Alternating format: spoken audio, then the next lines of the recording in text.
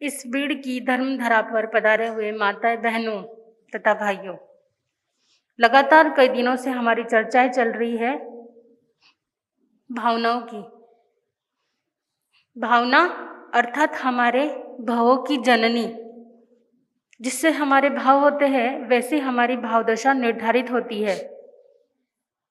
हमारी पहली भावना थी अनित्य भावना, दूसरी अशरण, तीसरी संसार भावना, चौथी एकत्व भावना, पांचवी अन्यत्व भावना और छठी असुचि भावना, सातवीं आश्रव भावना, आठवीं संवर भावना, नौवीं निर्जरा भावना और 10वीं थी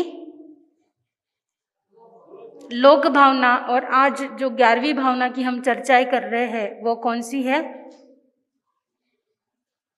बोधि दुर्लभ भावना। बोधि अर्थात बोधि और बीज, इन शब्दों में क्या है?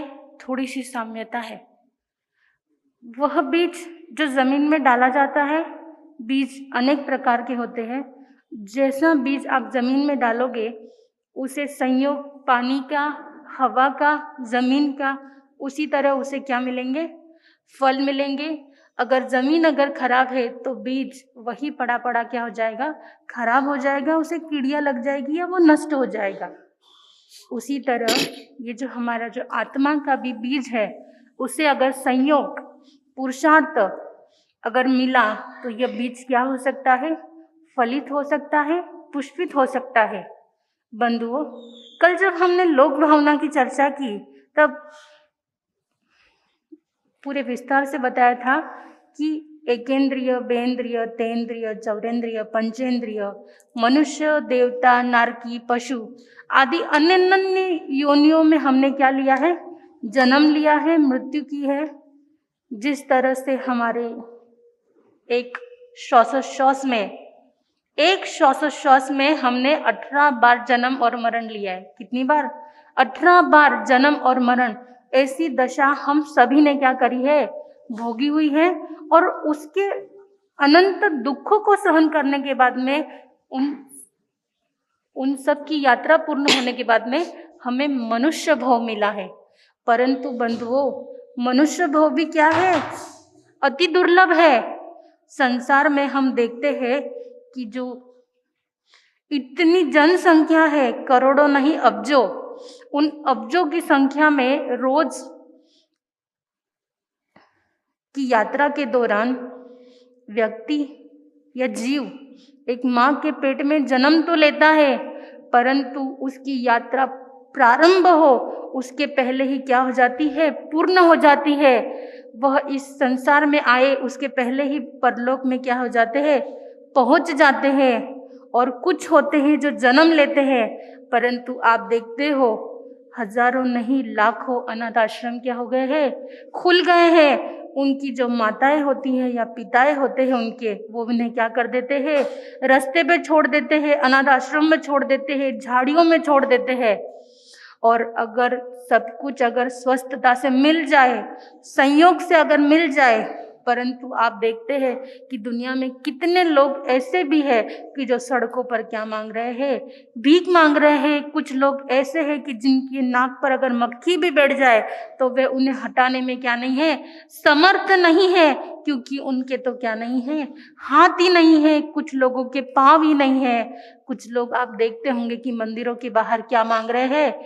अगर उनका जन्म भी हो गया, परंतु कुछ सहायता न मिलने से, कुछ पुरुषार्थ न जगने से वे क्या कर रहे हैं?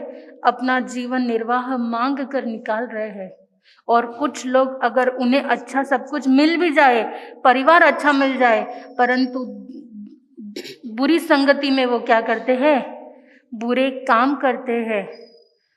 धर्म को नहीं जानते हैं, वे बुरी संगति में लग जाते हैं। अच्छे घर में जन्म भी लिया, परंतु अच्छे संगत, अच्छी पुरुषार्थ, संस्कार न मिलने के कारण आप खुद देखते हो कि वो क्या हो जाते हैं? बिगड़ जाते हैं। अपने जीवन को क्या कर देते हैं? इसी दादागिरी में या फिर दूसरों को सताने में अपना जीवन नष्ट कर देते हैं। मेरा कहने का उद्देश्य बस केवल इतना ही है कि आप सभी अपने आप को धन्य मानो कि उन सभी में से कौन नहीं हो, आप नहीं हो। आपको तो बोधिसत्व क्या हुआ है, प्राप्त करने का एक मार्ग मिला है कि हम ज्ञान के माध्यम से, ध्यान के माध्यम से, सत्संग के माध्यम से, जीव दया के माध्यम से, और हम क्या कर सकते हैं, बोधिसत्व को प्राप्त करें। ऐसी हमारी क्या हो सकती है, दशा हो सकती है, हमारा जीवन बदल सकता है पुरुषार्थ करने से, अभ्यास करने से। आपने भगवान श्री महावीर स्वामी का जीवन कई बार सुना होगा, पढ़ा होगा, किताबों में देखा होगा।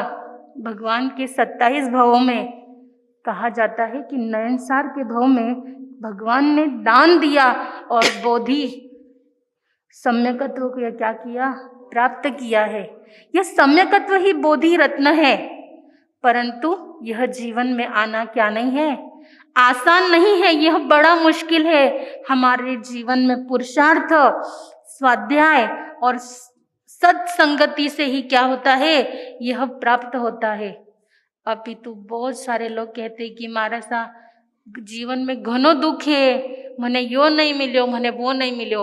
अपने आप को क्या मानो, अपने आप को धन्य मानो कि इतने सारे दुखी लोगों में क्या नहीं हो, आप नहीं हो।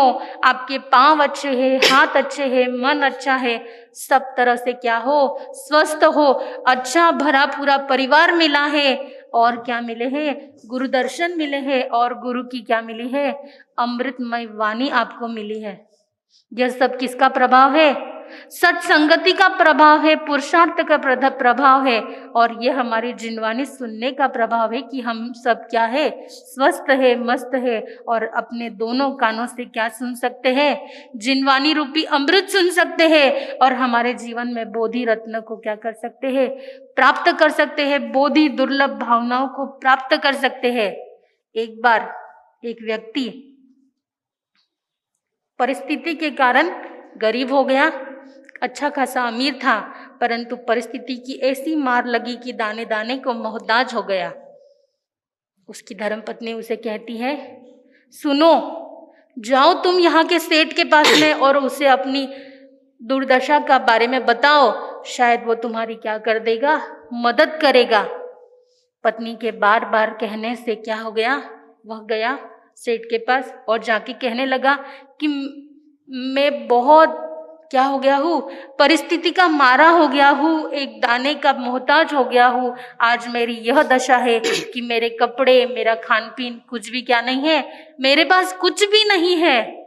सेठ ने कहा, कोई बात नहीं, मैं तुम्हें 3 घंटे का समय देता हूँ, तुम्हें जो चाहिए, जितना चाहिए उतना तुम क्या कर लेना, ले लेना। तब सेठ उसको अपने महल, अपने घर में ले जाता है, और जहाँ पर बहुत सारी चांदी की जो चीजें पड़ी थी वो दिखाता है, पहले डायमंड की चीजें दिखाता है, जहाँ पे सब डायमंड की चीजें पड़ी रहती है, सब हीरो की चीजें रहती है, वहां जाके दिखाता है उन्हें। और वह चीजें देखते देखते ही 1 घंटा क्या कर देता है, अपना खत्म कर देता है। सेठ कहता है, कोई टेंशन मत लो, अभी तुम्हारे पास कितने घंटे बाकी है, 2 घंटे बाकी है। सेठ उसे अपनी जो सोने की अलमारी थी, जिसमें सोने की चीजें रखी थी, वो अलमारी खोलकर दिखाता है और कहता है कि तुझे जो चाहिए इसमें से ले ले, बस तेरे पास में 1 घंटे का वक्त है। वो जैसे अलमारी को देखता है तो विचार करता है, ये गहने मेरे पास भी थे, ये सोने के मुकुट तो मेरे पास में भी थे, ये सोने की अंगूठियां तो मेरे पास भी थी। एक एक अंगूठी पहन रहा है, सोच रहा है, देख रहा है, बार बार उन चिंतन कर रहा है पुरानी बातों का, और 1 घंटा क्या हो गया, व्यतीत हो गया। सेठ कहता है, मित्र अभी भी वक्त नहीं हुआ है, अभी भी तेरे पास 1 घंटा क्या है, बाकी है। और उसे चांदी की कपाट खोलकर वहां पे चांदी के खिलौने, चांदी के कपड़े, जो भी रहते हैं गहने, वो दिखाने लेके जाता है।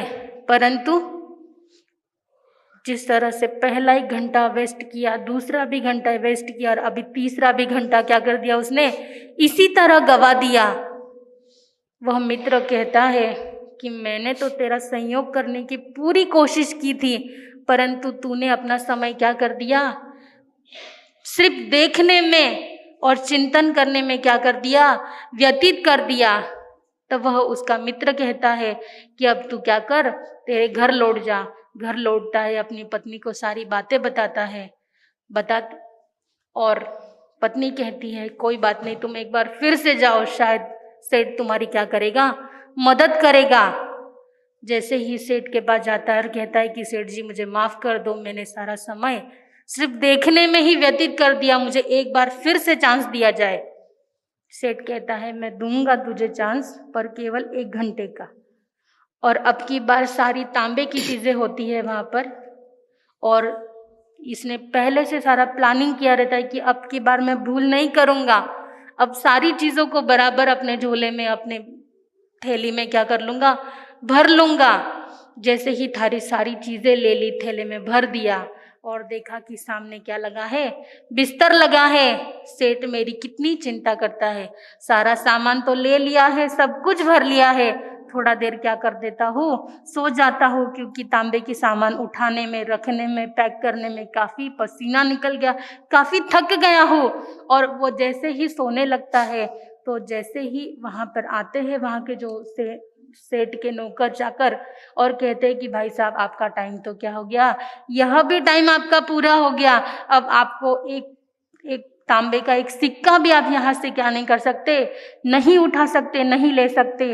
वो व्यक्ति रोता है, चिल्लाता है। उसी तरह पहला जो था वो हमारा बचपन था, हमने खेलने कूदने में व्यतीत कर दिया। बाद में हमारी प्रौढ़ अवस्था, वो भी हमने जवानी में क्या कर दी, व्यतीत कर दी। उसके बाद आया हमारा बुढ़ापा, पर वो भी हमने सोने के बिस्तर में क्या कर दिया, सोने में व्यतीत कर दिया, शरीर जर्जर हो गया। और उसके बाद अगर आप कहोगे कि भगवान मुझे और 1 घंटे का अगर समय दे, तो क्या वो देगा आपको, नहीं। तो जब तक हम जीवित है, जब तक हम तंदुरुस्त है, जब तक हमारे हाथ पांव चल रहे हैं, तब तक ही सामायिक कर लो, स्वाध्याय कर लो, और इस बोधि दुर्लभ को क्या कर लो, जान लो, अपना लो, अपने जीवन में इसे बिठा लो। तो क्या हो जाएगा, हमारा जीवन सार्थक हो जाएगा। साधनों में नहीं, साध्य में जीवन व्यतीत करना है। साधनों में नहीं, साध्य में जीवन व्यतीत करना है। अगर साधनों के पीछे अगर भागने लगे या भागते रहे, तो साध्य भी क्या हो जाएगा, हाथ से निकल जाएगा। तो ये बोधि रूपी जो दुर्लभ हमें भावना मिली है, ये केवल हमारे सम्यकत्व के विचार करने के लिए मिली है, इसे जीवन में अपनाने के लिए मिली है। अगर आपका बार बार इसका चिंतन जारी रहा, तो मेरा पक्का मानना है कि आप भी बोधि दुर्लभ भावना को क्या करोगे, अपने जीवन में जरूर अपनाओगे, जरूर जानोगे। बोल भगवान महावीर स्वामी की जय।